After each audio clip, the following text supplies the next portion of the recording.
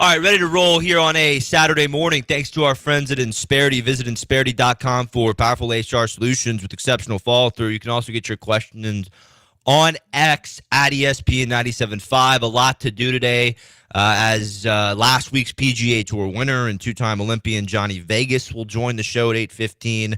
We have a ton of teaching questions to get to with the golf doctor, and we'll break down some Olympic golf as the men's competition is midway through the third round. You could not ask for a better leaderboard at the Olympics. You couldn't ask for a better venue in Le Golf National. Charlie, great to be in studio with you. You might want to grab your mic as we get the listeners up to date as far as the world of golf is concerned. You got it, my man. How you doing this morning? Hey, everything's great. Charlie, I enjoyed our round of golf yesterday. The game is looking sharp. Sharp. For 80 years old, I'm sharp. You're very nice. Exciting week. Olympics, golf in the Olympics is terrific. It represents all across the board. The caddies from Argentina to the rich kids that go to, the fancy colleges in the United States. But, you got guys, Emiliano Grillo, which is incredible to be on this stage. And it's going to be a great Sunday, I guarantee. I mean, there's a lot of guys within 3 shots, and anything can happen on that golf course. Yeah, right now, as far as the Olympic leaderboard, you have a two-way tie at the top. John Rahm and Tommy Fleetwood tied for first at 12 under.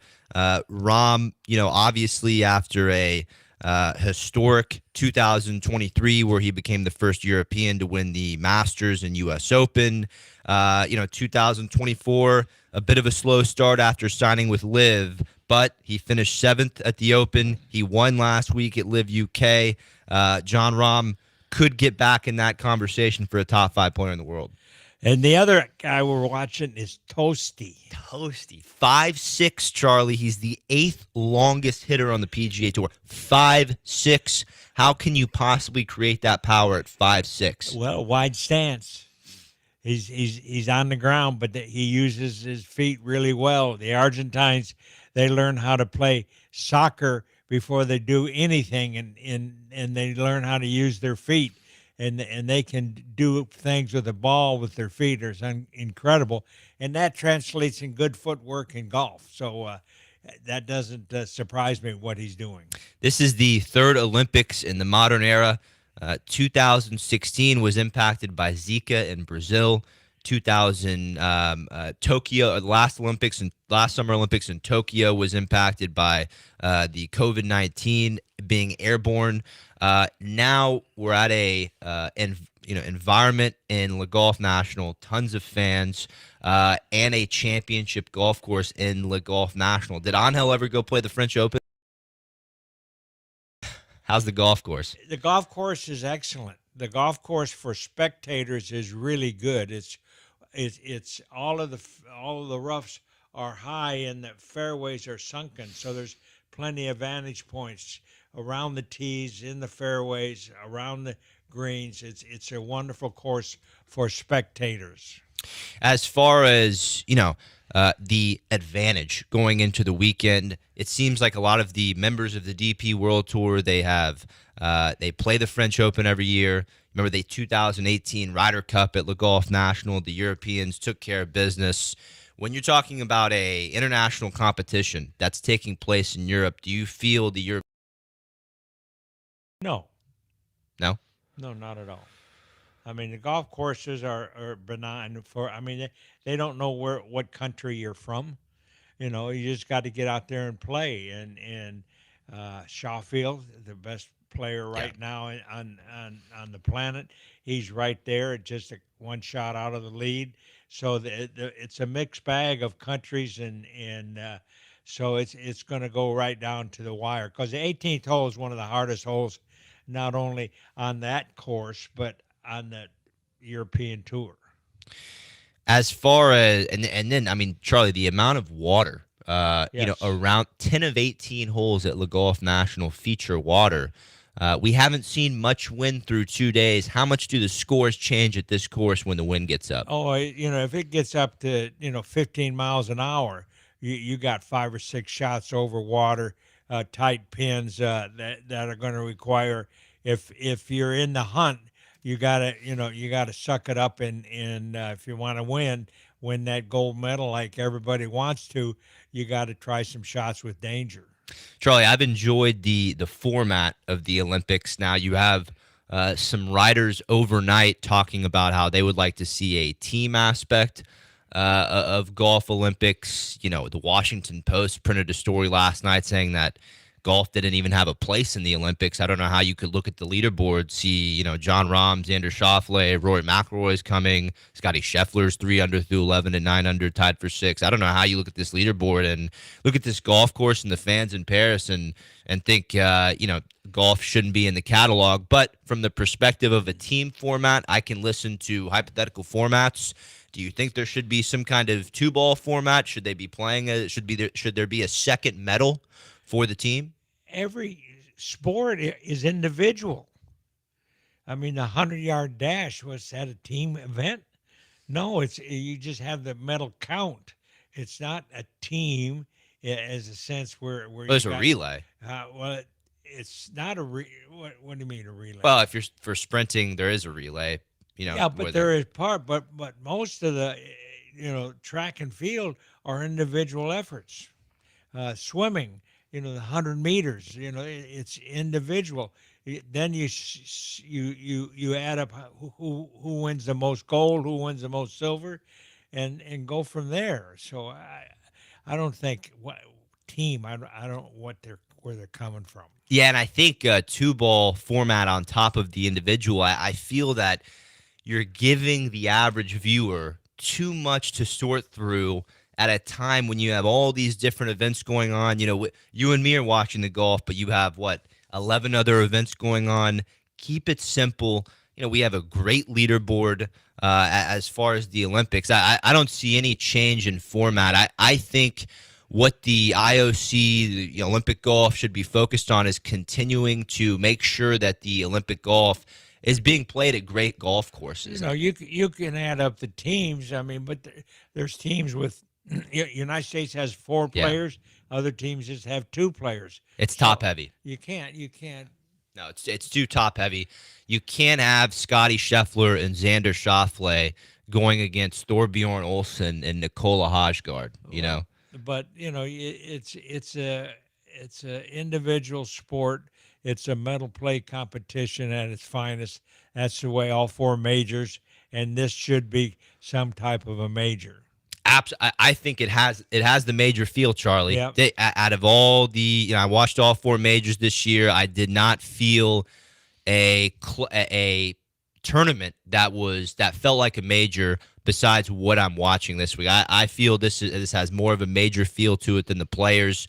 But we're gonna, Charlie. Next segment, we're gonna hear from a 2-time Olympian. That's right. Your guy, Johnny Vegas. Johnny Vegas from Venezuela. Wonderful man. Graduated at the University of Texas. Came to Houston, didn't know a word of English. And John Fields gave him a chance. He gave him a pair of shoes that I read Johnny didn't even know what to do with. That's it. They were a little too big, and Johnny's such a humble guy. He didn't even want to tell Coach Fields that they were too big, and at the first tournament at TPC Sawgrass, Johnny's walking down the 72nd hole with no shoes on. And how many hours did he take his last year in college? Ooh, I don't know that. 21 to get it done. To get it to graduate. Wow. He wanted to graduate 21 hours. I had a hard time with 14 or 13. Yeah, no, I took. He's a great guy. I took 12 hours a semester, and then I had to go to summer school. I couldn't do any more than that on top of the golf, and since that was all I was concerned as well, But I digress. Charlie, last week Johnny Vegas won the 3M Open. What a mental storm! What a storm he had to weather from the 9th hole to the 13th hole. 9th hole, he bogeys. 12th hole, his tee shot lands in a cop's arm. 13th, he bogeys. Back against the wall. I am curious where his composure comes from. He never loses his calm out there. He's got such a great personality that he's a kind, almost, a humble guy. I mean, he's really a big guy, 6'4", hit it, 360 yards. He comes from a quiet village in a third world country, and he's adapted to our way of life, and his family's here. It's such a great story in life. I'm looking forward to hearing from him on the other side. Once again, Johnny Vegas, 3M Open winner, two-time Olympian, University of Texas alum. He won his fourth career PGA Tour title last week, earning his place in the 2025 Masters and PGA Championship. Before we go to break, I know Charlie has a word for business owners looking to expand their HR capabilities. Business. That's what we work every day for business, and business is requires a lot of help, a lot of competition, and businesses need help to do all their HR problems, and also they're a way to make benefits to to empower their people to work hard and to help and to make money, and that's what the bottom line is. But the bottom line is that Insperity has perfected the art of HR. They started in 1986 with some good ideas from four great people, the four horsemen, I call them: Paul Sarvati and his team, Richard Rawson, and they were people that really just were good, solid business people that thought how to take care of their people. And that's what success brings, is taking care of your employees. So if you want to improve your bottom line, you want to improve your footprint with your business, give Insperity a call and let them come out and visit and see what they can offer you to really grow your business. It's a great company, and I guarantee you, you'll be calling us back saying, man, I am really happy that I called Insperity. On the other side, Jonathan Vegas joins the show. As far as the Olympics, John Rahm and Tommy Fleetwood are in a tie at the top at 12 under. Rahm's 3 under through 9. Fleetwood 1 under through 9. I've got Fleetwood. I've got Rahm at 11-1. I've got Xander at plus 700, and I have Tommy Fleetwood at 22-1. How about Tommy Fleetwood getting to the top of that leaderboard? He is yet to get the job done in a big moment at a major caliber tournament like we're watching this week at the Olympics. We'll see if he can get it done. You've got Nikola Hojgaard and Jason Day making moves. Jason Day is 6 under through 13. Nikola 9 under, standing on the 18th tee. Rory's charging as well. He's 4 under through 13 in a tie for 6, as well as Scheffler. Scheffler is 3 under through 11 in a tie for 6th as well at 9 under. This is the Charlie Epps Golf Hour presented by Insperity. Johnny Vegas is next. Stay with us.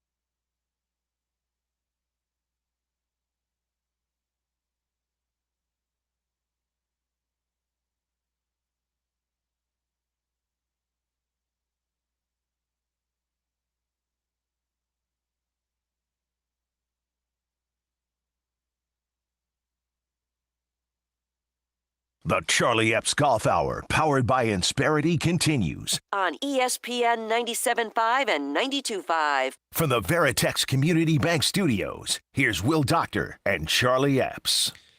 Nice to have you with us. Two-time Olympian and University of Texas alum Jonathan Vegas won his fourth career PGA Tour title last week at the 3M Open, earning his place in the 2025 Masters and PGA Championship. Johnny, congratulations. And, everybody says how hard it is to win on the PGA Tour, but you made it look easy. Driver 7-iron on a par 5? What's going on, bud? Hey, Charlie. Guys, see you. It's good to always talk to you, and it's never easy, Charlie, to win on the PGA Tour, as you well know. So every time it happens, I mean, you gotta enjoy it. As it is your last, and obviously you know always working to the next one. But I mean, it's not easy to win there. There's so much competition that it makes every win really enjoyable. So it was fun, man. It was absolutely fun, and it's always great winning. Well, athletes always dread injuries, and golf is a nonviolent game, but yet it is really hard on the body. And you had to have your shoulder operated on, and you've been, working with a major medical. How's the shoulder doing? You know what? The shoulder is doing better, Charlie. It's doing a lot better. I would say still not 100% where I want it yet, but it's definitely moving the right direction. Obviously, he performed fairly well last week to have the win, but funny stories, right? Stuff that we have to do with it. For the first 3 days, I mean, I was feeling great, playing good golf, hitting shots that I wanted to hit and everything. And then on Sunday, which is typically it's been happening, on Sunday I woke up and the shoulder felt stiff. I wasn't really turning back the same way. I just didn't really feel great. So I kind of chunked my first shot on the first hole, made bogey, and I didn't really feel it the right way. So it's it's something like I said that I've been having to deal with, but I'm glad the experience took over on Sunday, and I was able to pull another win out there. But like I said, injuries are part of it, but it's something we have to deal with it, and you're always hoping and working towards getting 100%, but it's never the case. But you have to always fight and do your best to to perform. Johnny, congratulations on the win. How were you, from a mental standpoint, how were you able to overcome that tough stretch of holes between the bogey on 9 and the tee shot landing on a police officer's arm on 12 and the bogey on 13? How were you able to overcome that and finish strong? Well, like I said, I mean, I knew that I was in the last group. I knew that it was going to come down either to me or one of the guys that I was playing with. But the course was playing actually really hard. It was windy. It was getting very firm by the minute. So I knew that I didn't really have to do anything special to get the win. I just had to manage myself and really kind of enjoy take the opportunities that would come to me at the end of the round, because I knew there were a few holes that you could birdie. But like I said, I think it's obviously experience. This is my 14th season on the PGA Tour. Like I said, that you don't have to panic, even if you're not playing your best, because you can always scrap a pretty decent round. And that's kind of what I tried to do. I mean, I knew that I didn't have my best that day, but I stayed patient and hit it to the middle of the greens and kind of gave myself opportunities and did all of the right things. I wasn't going to give it away. And I just fought hard till the end, and luckily I had to do putts from 90-something feet, and I was able to do it. Well, you sure did, and you're one of the fortunate kids that you came out of University of Texas. You learned how to play. You guys won a national championship, and you win your first tournament you ever play in on the PGA Tour. I mean, what was that all about?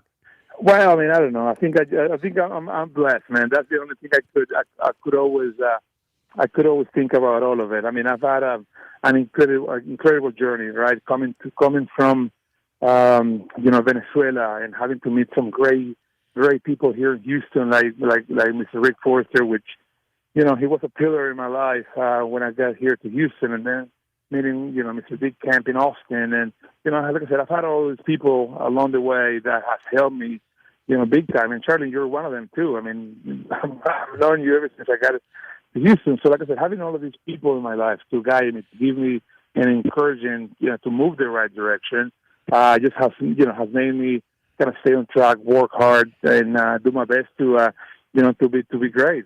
Well, I know both your parents, your mom and dad, and they're such great people, and they talk to you and your brothers how to be gentlemen, and you've adapted so well.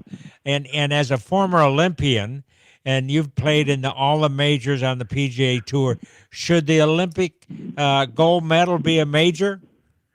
I mean, I would say so. If you ask me, especially how relevant the Olympic is in sports. for a lot of the, a lot of the Olympic sports is the highest honor that you could have as an athlete, right? To win a gold medal. You're beating the best of the best. And here, you should. Obviously, we don't have the history of golf in the Olympics, but as we keep playing more and more of them, we have to give the Olympics importance, because obviously when it comes down to representing your country, to the highest venue in sports, it's so. Like I said, when it comes down to venues, there's nothing better than being part of the Olympics and representing your country. Johnny, last question for you. You were 7th in driving distance at the 3M. You're one of the longest players on the PGA Tour. What's your advice to the junior golfer and the weekend golfer on gaining distance? I would say, to me, I know everyone is trying to chase distance.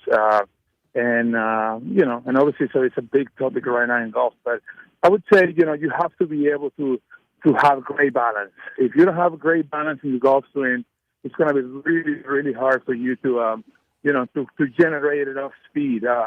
It's almost like I had a very good coach tell me that you won't be able to accelerate if you can't control the club, right? So we have to be able to learn how to control the club first and swing in really good balance before you can start accelerating. If not, injuries and all kinds of stuff could happen. So as long as you have good balance, you can swing as hard as you can. Well, John, to congratulate you I wish I could, give you another, hug, but we want to get you on a little later before you go to the top 70. Now you're going to go into the finals of the playoffs, and you're going to prepare for that. And we want to wish you luck. So we'll get you on here in a couple of weeks when you have a little more spare time. But congratulations, and keep it going, my man. Thank you, guys. Thank you, Charlie. You're the best, man. Like I said, you're a true legend in this sport, and it's always fun catching up with you. So enjoy the boys, and we'll see you around. All right, we'll see you a little later. All right, Johnny. Once again, bye-bye. That was 2-time Olympian, University of Texas alum, and now 4-time PGA Tour winner, Jonathan Vegas. And he is a winner in life. You talk about, having people come to our country from other countries. He came in legally. He adapted our way of life. He went to college. He got his education, and he's just such a great example for kids. It's really a great story. When you talk to John Fields, Coach Fields at Texas, about Jonathan Vegas, this might be, where do you think he stands as far as players that have come out of University of Texas? Well, it's just one of the great stories in golf. You come up here, you don't know our language, you don't know our customs. You come from a very poor part of the town, and you succeed, and now he's got a great family, and his parents are living here, and it's just a great story of humanity.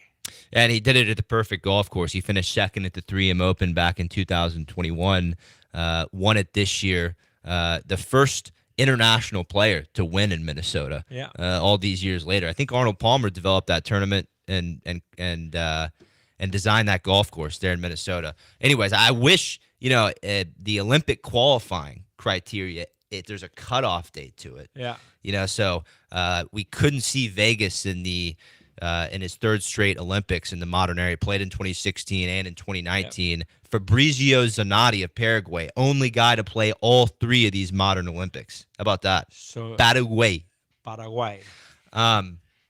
do we got? Olympic golf, Charlie. Yes.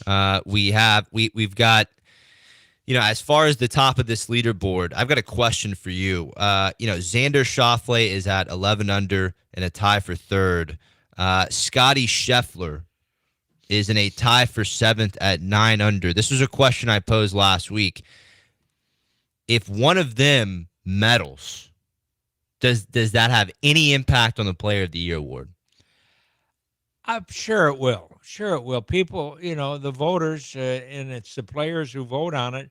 They know the quality of tournaments. They know the how many total tournaments, how many majors, so on and so forth. But yes, the a victory with the gold medal will weigh on if it's in his pocket. It'll help him be the player of the year. That's what I think too. I think a Wanamaker trophy, a claret jug, and a defending a gold medal. To me, that's neck and neck with 6 PGA Tour wins in a But season. he wins the Masters. Yeah. He wins the Players Championship. Yeah, and he's ahead of Xander on that points list by like Yeah. 1,900 And he won points. $28 million. Yeah. Come on. Yeah. Ted Scott, his caddy, making more than 80% of the PGA Tour. Unbelievable. Tommy Fleetwood now in solo and now in the solo lead at the Olympics at 13 under. John Rahm in solo second at 12 under. Charlie, the running narrative to Tommy Fleetwood, who is the leader at the Olympics, is he, he's had some chances at the majors, has not been able to get it done on Sunday at 33, and the Olympics would be a great time to do so. Yeah.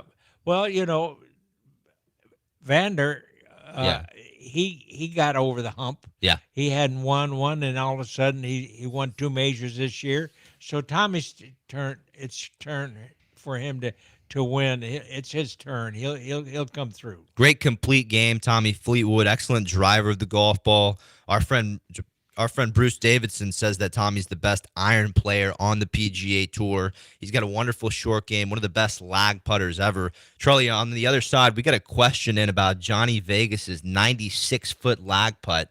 He two-putted the 72nd hole from 96 feet to get the job done. Yes. We're going to get to a couple teaching questions as far as putting and a couple questions on the Olympics. A lot of good stuff. We'll hear from Xander Schauffele and Scotty Scheffler on their take of the Olympics and how fired up they are. One of my issues with all these publications coming out and calling for a change in format or saying the golf doesn't have a place in the Olympics, you go look at all the player transcripts and they're all raving about Paris. The fans, the course, watching other sports. Scheffler's watching the ping pong. Xander's watching the gymnastics. What a movie at La National. These riders must not have their TVs on. We'll talk more about that on the other side. This is Charlie Epps Golf Hour, providing Sparity, HR that makes a difference.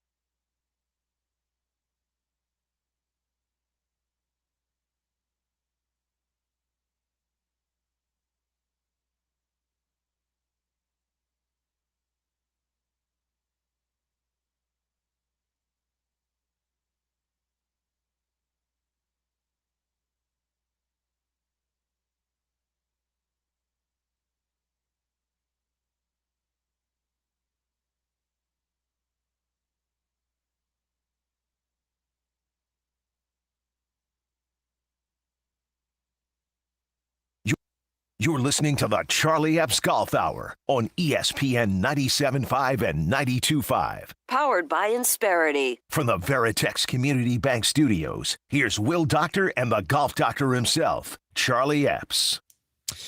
And Fabrizio Zanotti of Paraguay is not the only player making his third appearance in the modern Olympics. Ryan Fox of New Zealand and Gavin Green of Malaysia accomplished the same thing. So my apologies there. We continue as far as the world of golf. World number 2 and Open champion Xander Schauffele had the lead, a share for the lead at the midway point. Now midway through his third round, he's dropped down to a tie for third as he's even through 10 holes. He's at 11 under and 2 back of the lead. I talked last week about how impressive his mental composure is, but we got another soundbite from Schauffele after his second round, talking about how he isn't hitting it as solid as he wants to this week in Paris, and he feels like he could add something to his pre-round routine. Here's Schauffele after round 2 with NBC Sports. Maybe slightly less clanky. I mean, I clanked a shot on the second, unfortunately, which led to a bogey. It's a tough start, hitting a long iron, with wind coming off the left as a right-handed player. So just need to, see it a little bit better and maybe hit that shot on the range a few more times before I go. Charlie, what do you think about as far as rehearsing shots that you're going to see on the golf course? What's your instruction there? What interesting about that, Chichi Rodriguez always amazed me what he did in golf, and he would do that every round. He would practice every shot, every par 3. He'd get the yardage, he'd visualize it, and he'd feel it, and and that helps the whole. Your mind is in the game. You're playing golf. You're playing shots, and the practice range. Don't let it be just a ball hitting. Make the shot be the shot that you're going to play on the course is just a great idea. Very productive, and Schauffele, it's the second straight Olympics that he's held a share of the 36-hole lead. Has dropped 2 spots to a tie for third, but he's just very from a mental side, from a him talking about his preparations.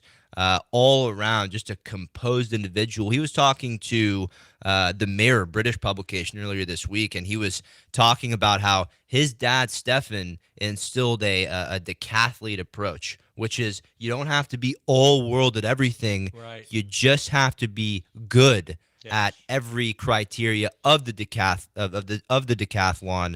And I think the same goes for driving, iron play, chipping, and putting in golf. You got to be a complete player. You got to be able to hit the shots that's required. That's one thing about my student Angel Cabrera. Why he was able to win 2 majors is Johnny Miller said this. He said Angel will always hit the right shot at the right time, and he'll put the ball where it needs to be, and so that just comes from practice. But look what's happening now. Norregard 9 under today. See, it just shows you that tomorrow on Sunday is going to be a shootout. Somebody's going to come back from way back, and win this gold medal. I mean, just like the Americans came back in the 4x4 medley, they overcame the English team. So it's going to be exciting. Get up early in the morning on Peacock. What time you been getting up this? 3 a.m. 3 a.m. Yeah. The rounds start at 3 a.m. No cut. 60 players, no cut. So that hasn't changed. I'm fired up, Charlie. I mean, you have Scheffler. Yeah. You got world number 1, Scotty Scheffler, only 4 back. Yeah. Rory McIlroy is at 10 under, only Jason 3 back. Day. Yeah. All those players are still in it. Yeah. And Rahm. Rahm is he's had a mediocre career year for him. Because of injuries and problems at home, and he wants to beat everybody to get back into the limelight, and he's a guy who can do it. We spoke about the individual aspect of Olympic golf. Let's hear from a player on that. Scheffler, world number 1 Scotty Scheffler talked about his preparations for the Olympics before the week started. Let's hear from Chef. Yeah, I think with the format of it, it's more of an individual tournament, because there's no real team aspect. But as far as going over there and playing, I would approach it the same way I would a tournament here. And, I'll probably play a practice round with the guys, and just because we're friends, not for any other reason. And usually we're always kind of sharing notes on the golf course and stuff like that. When you play practice round together, you just discuss things just by nature of being out there together. And so I would assume it's going to be a lot of that, just, the field will be a bit different, and so I'm not necessarily going to go out and try to play too many practice rounds with somebody from a different country. And so I'm probably, from that aspect, we're trying to go over there and earn a medal for the USA, and so it'll probably be a closer knit circle as we go over there, I would assume. Yeah, See, I like that. I'm winning a medal for the USA, not for him, for our country. Yeah. He said that perfectly. Yes. The practice rounds, they're playing as a team. They have that team feeling. Once you step on the first tee, clearly you have to go about your business as an individual, but you are, according to Scheffler, and Rahm and Fleetwood, they are competing for their countries, which is a team. Yeah. So, if you want to go watch, there's a ton of team formats in golf. Go watch the Ryder Cup. Go watch the President's Cup. You've got the Walker Cup that is the USA versus Great Britain and Ireland from a team aspect. That'll the next and college golf, high school golf. The U.S. Amateur. That's right. U.S. Junior last week. Trevor Gucheski was the winner, son of Scott Gucheski. Hey, now, how many articles are you writing a week? I write 3. I write 2 to 3 articles a week. For who? PGAtour.com. What? Tell the audience that they can go to PGAtour.com and see what you write. Yeah, I'm a write. Listen, I do a pick show on Tuesday. I write for the PGA Tour. I can go out to the golf course and break 5-6 flag sticks. I'll go I'll go do a triathlon. I do it all. Charlie. Do it all, triathlon. Yeah, I got to try out now. My time was horrible. A lot of work to do going into next summer's triathlon. I did it in like 2 hours and 5 minutes, almost drowned in open water. But we got it done. I do it all, Charlie. The writing. And this was in Vermont? This was in Vermont. Vermont. But I digress. Most people don't know where Vermont is. No, we got to get back to subject here. Stay on. This is not what we have. We only have an hour. No time to pat ourselves on the back here. For all these writers talking about how you want to change the format and this, that, and the other, go turn on the CW network and watch the Live Circus if you're looking to go watch a team format. Let me know how that's going. You have Golf Week and SB Nation think, golf should be a team format or a mixed team format. John Feinstein of the Washington Post doesn't think golf should be in the Olympics. How do you look at this leaderboard with Schauffele, Scheffler, Fleetwood, Hideki all contending and basically say this isn't worthy of being in the Olympics? I mean, tell me you haven't watched one hole of this thing. That is basically essentially what all these writers are saying. We were in Japan, right? No fans in Japan. It was Brazil. Yep. I mean, and it was well attended. It was not. Because Brazil, yes, it was. No, it wasn't. For the first time, Brazil yes, it was. Brazil had Zika virus, so all the top players. Sure, but it was still good. I mean, Rose won it, right? No. The winners were incredible. You're right, Charlie. Rose, Kuchar, and who won bronze in Brazil? I'm not sure, but Rory did not go because of Zika. Dustin Johnson did not go because of Zika. You had some fans. 2019 was fantastic with Xander and his Japanese heritage and his family present. He said it was a very he didn't mind having no fans in Japan because he got to enjoy African it. Who Yes, well, Sabatini, the Slovak, Slovakia. And as far as bronze in Japan, it was CT Pan, who is contending again. I got to get an update. Taiwan, though, right? He is from Taiwan, and I think he represents. Does he represent No, he represents Taiwan. It's complicated right now because sometimes when individuals are from Taiwan, they're labeled as Chinese Taipei. I don't believe that's CT Pan's case. I'm going to have to get some exact clarification on that. But CT Pan is 8 under. He's even through 12, tied for 13th. We got more questions to get to, Charlie. Alan Matagorda. Charlie, great spot with Johnny Vegas. I was most impressed with his 2-putt from 96 feet on the 72nd hole to win. What's your best advice for lag putting, especially under pressure? You just got to visualize the ball traveling on the ground to a point, because it's all feel.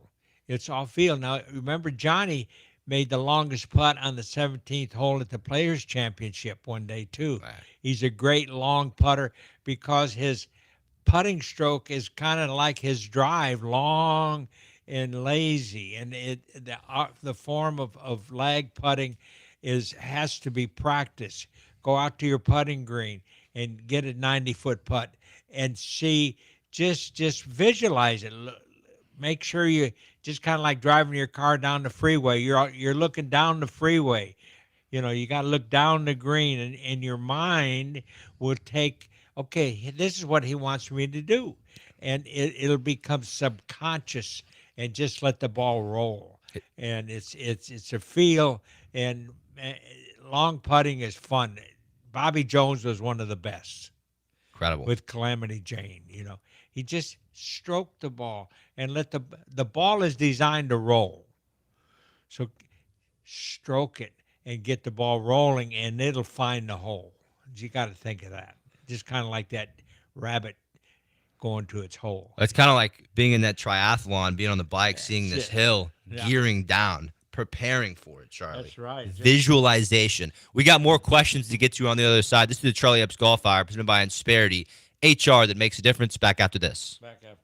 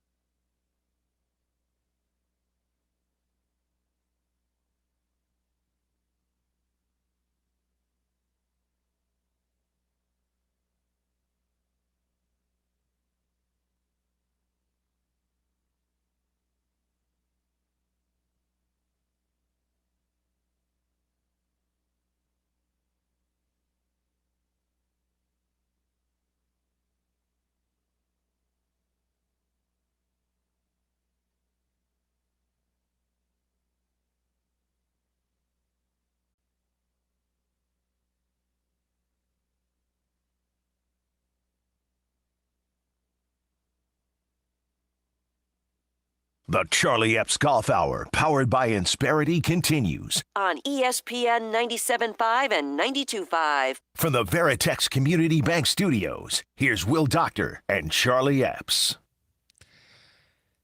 And yeah, we do a lot here on the Charlie Epps Golf Hour. We have all aspects of the world of golf covered, and that includes Charlie's raised over $100,000 in 2024 for his scholarship.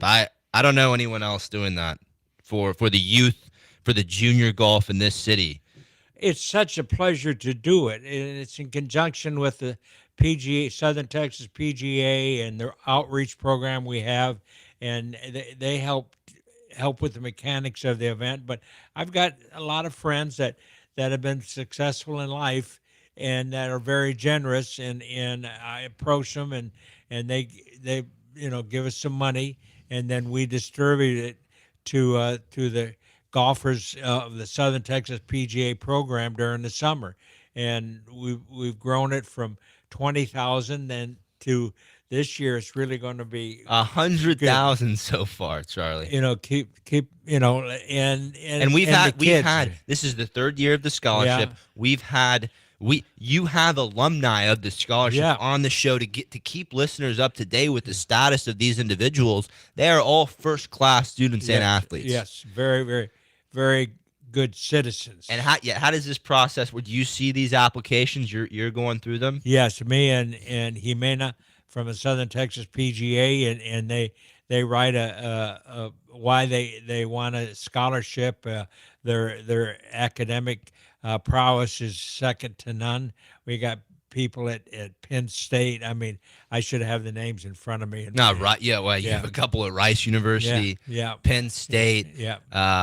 LeTourneau, which is a Division III but state of the art, tough. A pilot school. Yeah. LeTourneau has all those, very rare subjects. You can study aerospace and all those sort of things. One kid in Tufts, Yeah. back east, and it's a great way to give back, and I can't thank my friends enough that helped me do this. Insperity's a major contributor. Lasaica, the boys from Venezuela, Johnny's friend, which we're going to go see after the show. So it's really rewarding. The golf doctor, turning water into wine, baby. He has the best scholarship in Houston. Once again, he's raised over $100,000 in 2024 for the next generation of scholars and athletes. Great work there, Charlie. Let's get to some questions. We go to Ted in Fort Worth. Charlie, I use a 10-finger grip to play golf. I'm an okay ball striker, but looking to improve as I hit a ton of thin shots. Do you think the grip has anything to do with it? Well, the grip's most important part of the golf swing. I mean, the how you place your hands on the club. But first of all, you only have 8 fingers. You have 2 thumbs, and thumbs have a different purpose. But you just want to make sure that the club is so important, but make sure you have the right size grip. If you're going to use your fingers, you're going to have to make sure the grip is correctly sized for your length of your fingers. And just to clarify, you have the undersized grip, you have a regular grip, and you have an oversized grip. Yes, exactly right. So and there's club repair people that can go over to a club repair guy, and he can take the size of your hand and make sure. You might put a little more tape on the right hand than the left hand. But grip pressure is so important. Sometimes with just using your fingers, sometimes you get too much grip pressure. So you got to watch out for that. It's just kind of like throwing a baseball. You can't squeeze the baseball to throw it fast. You've got to just hold it gently in your hands and release it. Same thing in golf. Try to hit the ball with the least grip pressure possible in chipping and pitching. That'll really help you. And with your driver, to hit it farther is get your soft grip pressure going so that your wrist can function.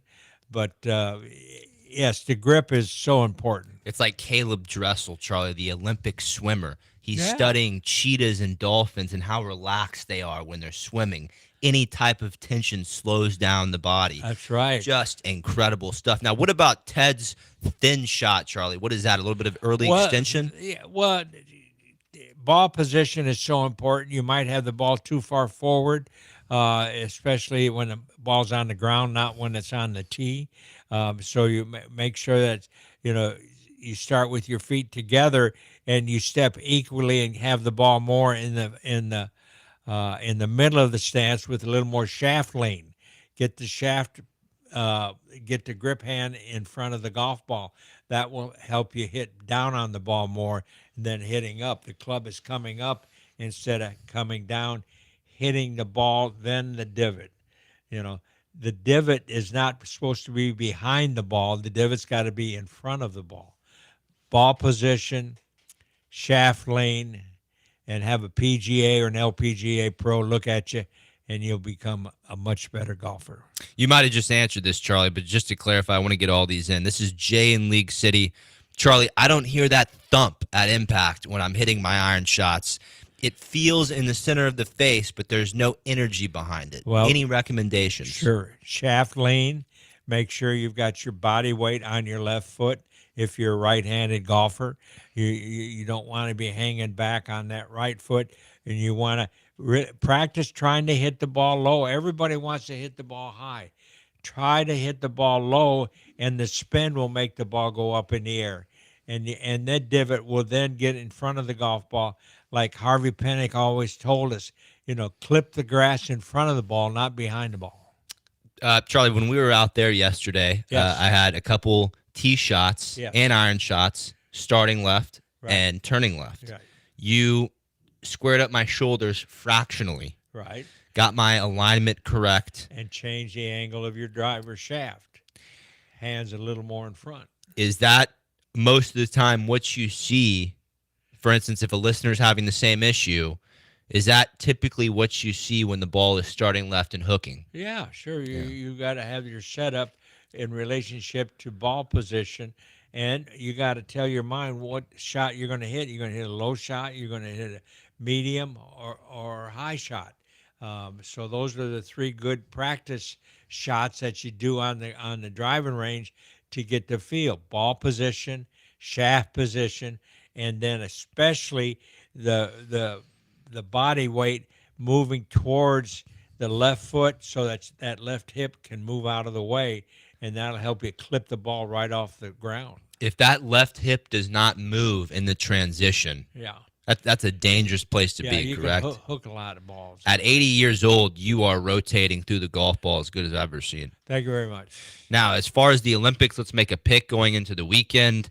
As I told you at the start of the show, my three picks to start this week were John Rahm, Xander Schauffele, and Tommy Fleetwood. Right now, John Rahm in solo first at 13 under, one shot ahead of Xander Schauffele and Tommy Fleetwood.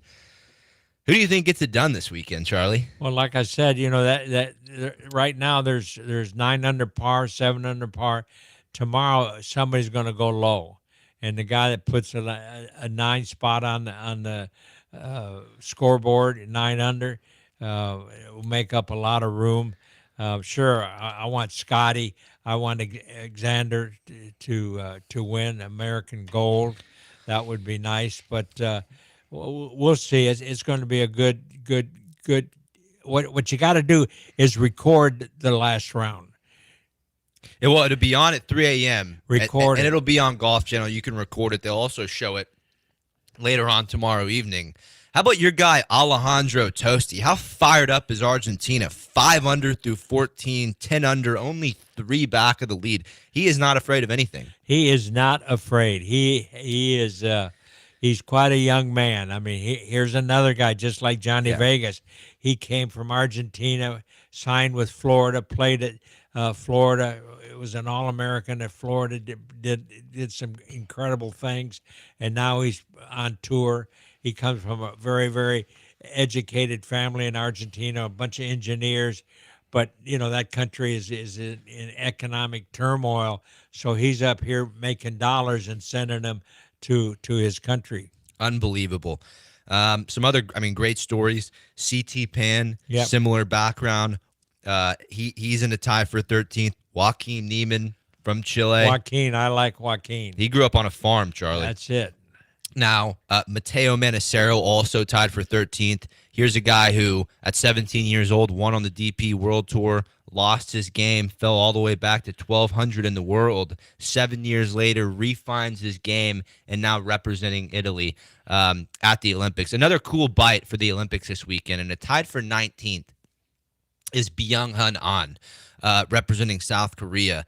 He's 7 under, fellow IMG Academy alumni, playing fantastic. I have a prop on him as top Asian to finish the week. That's going to be a little choppy as Tom Kim and Hideki Matsuyama are out playing him. But how about Byung-hun An? His parents medaled in ping pong in the 1988 Olympic Games in Seoul, Korea. How about that, Charlie? That's a great story. So well, it's going to be a great weekend. We're going to get through this, and then we're going to go on to the Players Championship or the playoffs. FedEx Cup playoffs. Wyndham Championship Playoffs. next Saturday, and then the 3-tournament stretch of the playoffs. FedEx St. Jude at TPC Southwind, BMW Championship at Castle Pines in Colorado, and then it'll crescendo at East Lake for the Tour Championship. We will meet here next Saturday. Talk to you then. Charlie, great work today.